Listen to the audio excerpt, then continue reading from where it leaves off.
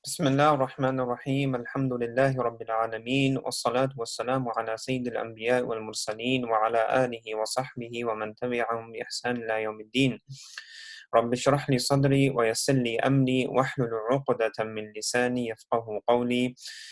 We begin by praising Allah subhanahu wa ta'ala, asking Allah subhanahu wa ta'ala to send His peace and blessings upon His final messenger Muhammad sallallahu alayhi wa sallam, upon his family, his companions, and all those who follow them in excellence till the day of judgment. Inshallah, we'll begin a new series, and in this series, we will cover selected ahadith from the Prophet sallallahu alayhi wa sallam, Sunnah. And many of these ahadith that we'll cover, they can be found in Imam al-Nawawi rahimahullah's collection on 40 hadith, al-Arba'un al-Nawawiyya. However, some of the hadith that we cover, they'll be taken from other collections also, inshallah.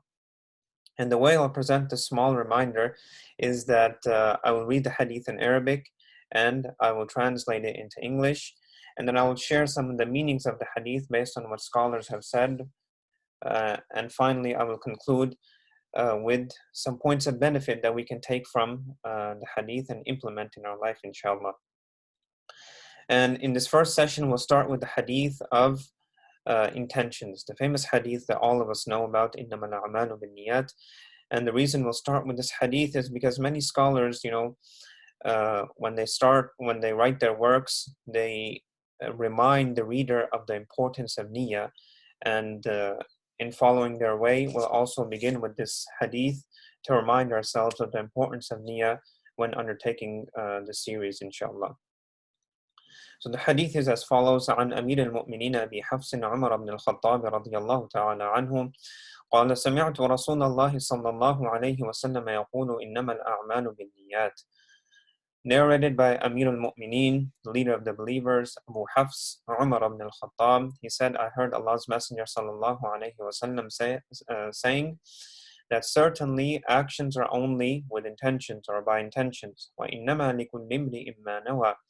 And certainly every person will only have what he intended. فَمَنْ كَانَتْ هِجْرَتُهُ إِلَى اللَّهِ وَرَسُولِهِ فَهِجْرَتُهُ إِلَى اللَّهِ وَرَسُولِهِ. Whoever immigrated to Allah and His Messenger, then his immigration is for Allah and His Messenger. وَمَنْ كَانَتْ هِجْرَتُهُ لِدُنْيَا يُصِيبُهَا أَوْ امْرَأَةٍ يَنْكِحُهَا فَهِجْرَتُهُ إِلَى مَا هَاجَرَ إِلَيْهِ. And whoever immigrated to get something in the world, in other words, some worldly benefit, some material benefit, or to marry a woman, his immigration is for what he immigrated to. Now, this is a very important hadith, and scholars have talked a lot about this hadith. And before I get into the meanings of this hadith, I want to actually contextualize this hadith. Why is the Prophet ﷺ talking about the topic or about hijrah, immigration, in hadith that deals with intentions? Why is he talking about marrying a woman or immigrating for some worldly benefit in hadith that pertains to, or in the topic that pertains to intentions? And this actually deals with the qissa, or the story of Muhajiru Qais. The muhaddithun, or the scholars of hadith, they say that the context of this hadith is that أن المسلمين لما أمروا بالهجرة من مكة إلى المدينة هاجر معهم رجل من المسلمين كان قد خطب امرأة يقال لها قيس. When the Muslims, they were commanded to immigrate from Mecca to Medina in order to preserve their religion, there was a man who immigrated amongst the Muslims. He was amongst the Muslims and he immigrated from Mecca to Medina. And before immigrating, he had actually proposed to a woman whose name was Qais. And this woman, she lived in Medina. وكانت قد اشترطت عليه أن يهاجر إلى المدينة حتى ترضى بزواجها منه فهاجر رغبة في الزواج منها ولم يكن غرضه من الهجرة إلا نكاح تلك المرأة. So when she was living in Medina and she said that to this man that I will only marry you if you immigrate from Mecca and you come and live in Medina. So this man, he accepted this condition, and his sole purpose for immigration at that point was simply to marry this woman named Qais. قال ابن مسعود فكنا نسميه مهاجر أم قيس واشتهر ذلك بين المسلمين كما في الطبراني. So Ibn Mas'ud radiallahu ta'ala anhu, he said that we used to call this man the muhajir, or the immigrant of Qais, and this name, it became famous amongst the Muslims as in referring to this person. So this is why the Prophet ﷺ is mentioning, marrying a woman or immigrating for some worldly benefit or immigrating for Allah subhanahu wa ta'ala and His Messenger in this hadith. This is particularly why these examples are given in the hadith of intention. So what are the statements? Now we'll take a closer look at the statements of the Prophet ﷺ. إِنَّمَا الْأَعْمَالُ بِالنِّيَّاتِ. What does this statement mean, that actions are only by intentions? The scholars have given many different interpretations of this phrase, and I'll just share two of them with you.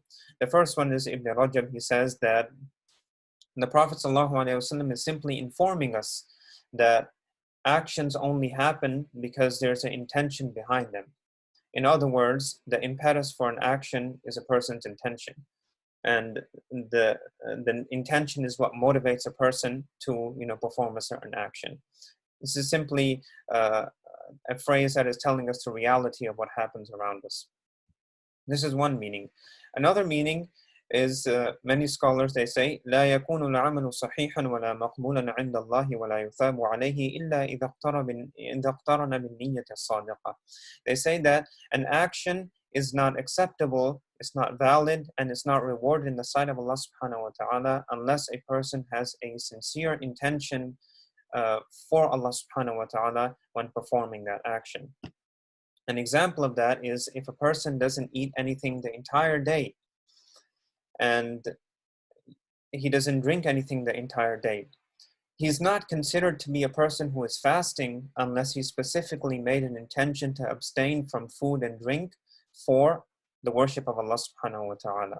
In other words, his intention here is what distinguishes simply abstaining from food and drink the entire day for no particular reason or just staying hungry, versus abstaining from food and drink for the purpose of worshiping Allah subhanahu wa ta'ala.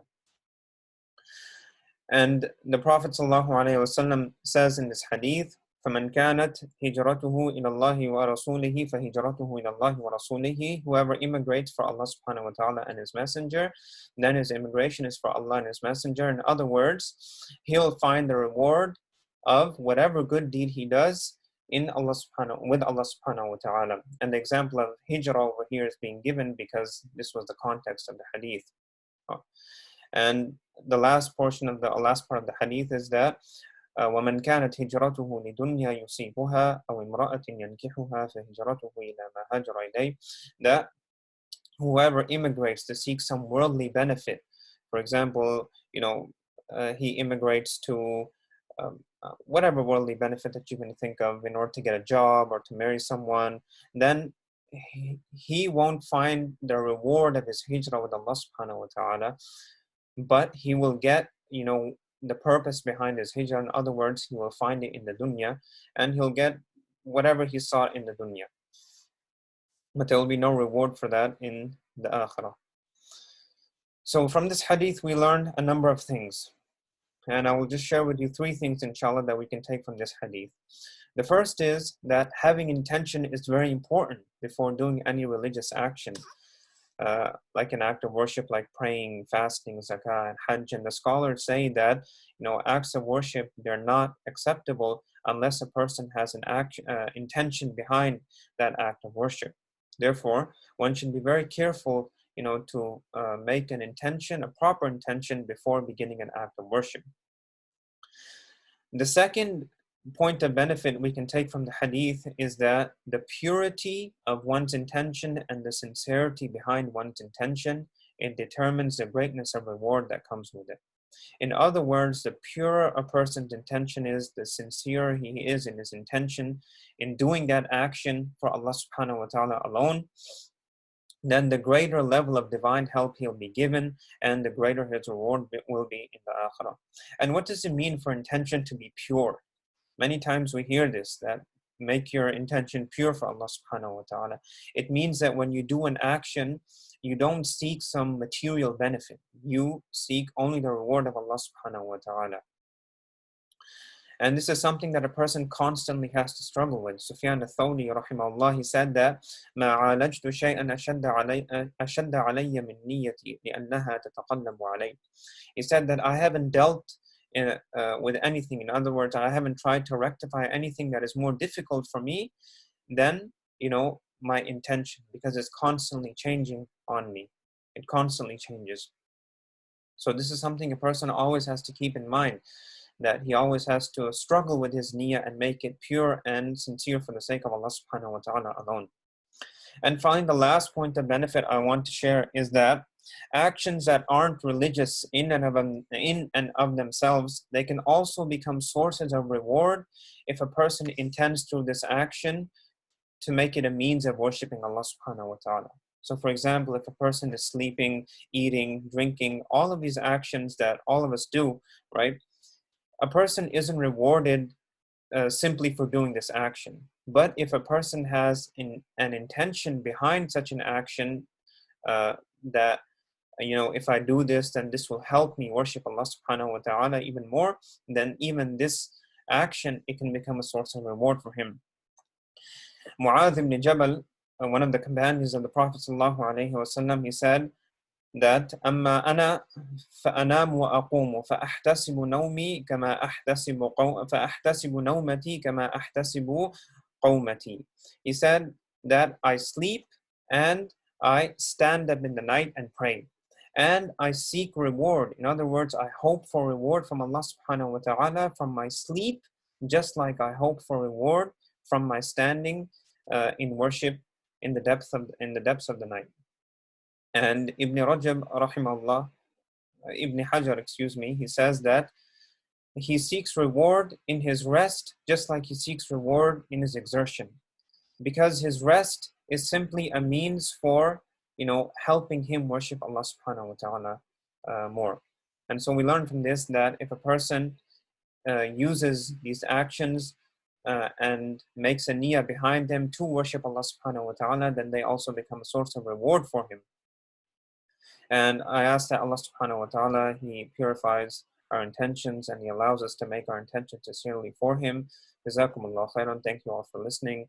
Wassalamu alaikum wa rahmatullahi wa barakatuh. Subhanakallahumma bihamdika. Ashhadu an la ilaha illa anta astaghfiruka wa atubu ilayk.